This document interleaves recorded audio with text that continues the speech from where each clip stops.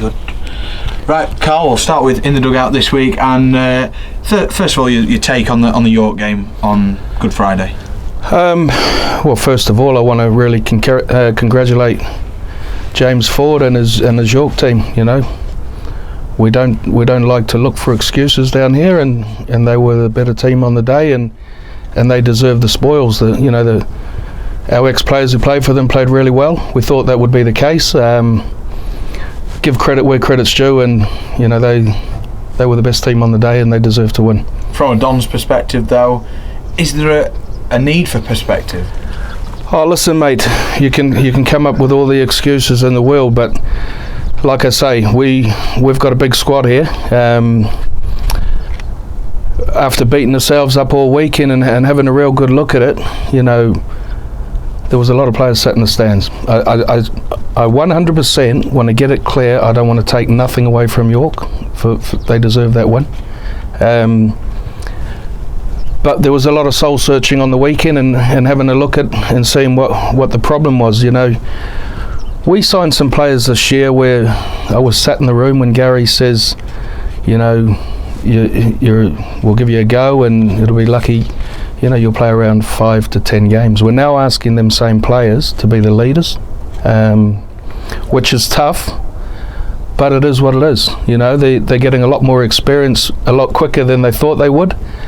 But that needs to be mentioned, and it needs to be realised that, you know, if you were into my office and you looked on the board players 1 to 20, there was 3 out of that top 20 who played on the weekend. So that gives us a little bit of confidence, a little bit of hope going forward. There's plenty of things we need to fix up, certainly like the penalties and the discipline and stuff like that. And you know, while I'm on discipline, you know, I've got to mention Joe Pickett's. He got sent off in his first game for us. No case to answer. The poor fella, he got sin bin in his second game for us. My take is that I've looked at the video numerous times, and my take on it, it wasn't him.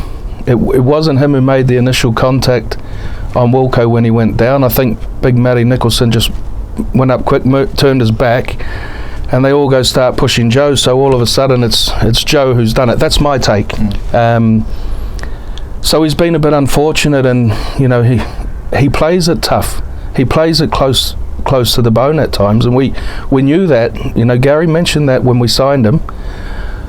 But the kid's been unlucky on 2 occasions, I feel, and we can't blimmin' hang him out to dry for that. That's just unfair. He's a leader. He's a tough boy. Hopefully he gets to play some games, and by the end of the year the fans love him, because he's an all-action player, and like I say, he plays it tough. But he's been very unfortunate in the last 2 games of 2 incidents.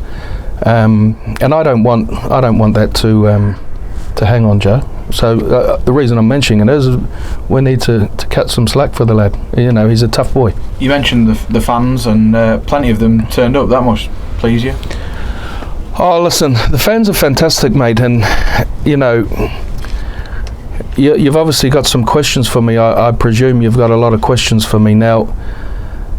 When we'd won a couple of games, there was no questions, and you know, we've lost a couple of games, and all of a sudden we all, me included, we all become coaches. We all think we're coaches, and we all think we should know things and do this and do that. But you know, we asked people to come on here to ask questions through Barry Brown, who's doing a great job as an SLO for me, and he's a comfort for me as well as if I'm honest, I can go and speak to Baz, and Baz will tell me honest whether he thinks I'm right or wrong, which I like. You know, I like people to challenge me, but the questions that we're getting asked, the questions aren't, I have to reiterate, the questions aren't to come in and tell the coach how to coach or tell the coach what to do. It's more of a case of, you know, well, we haven't seen him for a while, he's injured, or the car parking issues and club issues and stuff like that. Now, getting questions sent in is, did the coaching staff not think or ever consider kicking in the second half into the sun? Is just, really? Is that really a relevant question? I ask myself that. So I don't want to waste anybody's time, and the fans, they're brilliant, and they've all got the club at heart. I know that, but please, asking a question like that is, for me, it's just a no-no. Aside from the Dons, I mean, what do you think has created that in society at the moment, where you just simply cannot lose a game, or people are unable to handle a defeat? I mean, if the Dons win on Sunday, it's going to make last week even more, sweeter, isn't it, the victory? Oh, listen, let's not shy away from the fact, mate. We've got a good squad here, but they're entitled to their opinion when we lose. I have no issue with that whatsoever. We've got a coaching, I employ a coaching team and a coach to fix that sort of stuff and to get things right on the field. But when we lose, it's tough, mate. These people have been through torture last year. We had a very, very hard year, so I feel for them. I don't think we're too far away of having some real good times again. We had them before.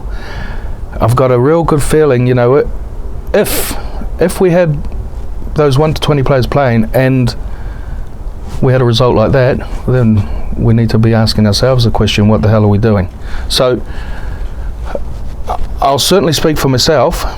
I was as hurt as the next man on the weekend. It was gut-wrenching and it was tough to take. But I tell you what, I stand by that team and I stand by the coach through thick and thin. If we win together, when we win, we win together. When we lose together. And I try to be the stronger man when we're losing, to try and keep everyone up. And mate, last year, everyone can give me a bit of banter and barrack me about last year when saying I was talking a load of rubbish and all that. What I was doing, I was trying to keep a positive spin on for the players. The players, the last thing the players want to hear is me start on them. So it's difficult, but gee, I was hurting as much as the fans. And I've had some emails from a couple of them, and I don't take nothing personal off them, because the people that vented their anger were well entitled to vent their anger, because they've supported this club for many, many years, and I felt for them as well. And apart from putting me boots on at nearly 50-year-old and trying to have a go, there's not much more I can actually do with the team. Come back? Never. But the game's too tough, mate. But let's reflect back on the York game. I really do think, and this is not trying to play games or anything, I think York is a dangerous team. Could be favourites to go up in this. Could be favourites for promotion in this league. James has put a solid side together. They look real good. I've watched most of their games this year. So it's 1-0 to York, and congratulations to them. Their fans had a bit of banter with me after. They were calling me over, and I went in front of them up, and I played there. It's a great club. And they asked me, was that the reaction I wanted? Because on this program last week, I want a reaction. We want a reaction. And they said, was that the reaction you wanted? Well, I said, fair play. Well done to you. Enjoy it. It's 1-0. I'm sure our paths will cross again at the back end of the season. And to be fair to their coach, he was pretty complimentary to us in his statements. I spoke to him after the game and about my little stuff I was saying in the week leading up to the game. And credit to him, he took it well, and he thought it was great. So, I've got to respect the man. But they're a good side. But let's not kid ourselves that the Dons' aims and objectives at the start of the season will have been to be in the business end of the season and the top four. 100%. You've nailed it. You've nailed it there. We've said all along we want to be a real competitive squad and to put a competitive team together. Now, losing by 30 points is far from that, and we realise that. There's reasons for that, but there's no excuse for that. Also in the aims and objectives was perhaps a final appearance at Blackpool in the iPro Sport Cup, which we turn our attention to on Sunday. Oh, listen, and a cup that you probably would say we're a chance of getting to a final. Not because of the draw. It's a cup that's for our league. You can argue that the Challenge Cup, we were never going to win the Challenge Cup. We still wanted to win the round we played in.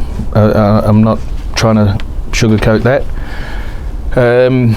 But this is a realistic cup where we've got a good shout to getting to a final, and regardless of what division or what level you play the game, if you can get to a final, it's always a fantastic day. What would it do for the Dons after 18 months of turmoil? Oh, it'll be huge. It'll be huge, and it'll be a little thank you, hopefully, to our fans. And having a day out in Blackpool in a final, after what we've been through, you're right there, would be fantastic. And we'll be doing our best to get to that final, certainly. So we can only take it round at round. We've got London at home this weekend, who we know gave York a really good game at York. We've seen that game, so we know what to expect.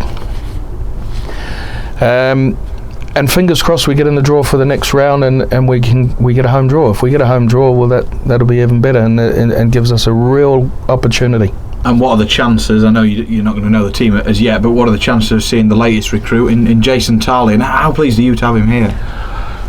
Well, that's another thing. We did a extremely lot of hard work to get Jace here, and we mentioned it all last week, and nobody said nothing. Before Jason came, everyone was saying, "Is he real? Is he really a player? Is there such a person?" And that's sometimes I can't get my head around. But listen, Jason trained on Tuesday, found it extremely tough. The conditions. He's come from 45, 50 degrees, and to go and train, I think Tuesday night wasn't the best of nights. It was a little bit cold, and he was struggling to breathe a little bit. But he's played here before. He'll go again on Thursday and go again on Friday, and we'll see. That's Gary's call. That's everything to do with what goes on out there is Gary, and we want Jason to play when he's ready to go, because the last thing we want is him playing and he's not up to scratch, and then you'll be getting some questions from me about he's not fit, and this.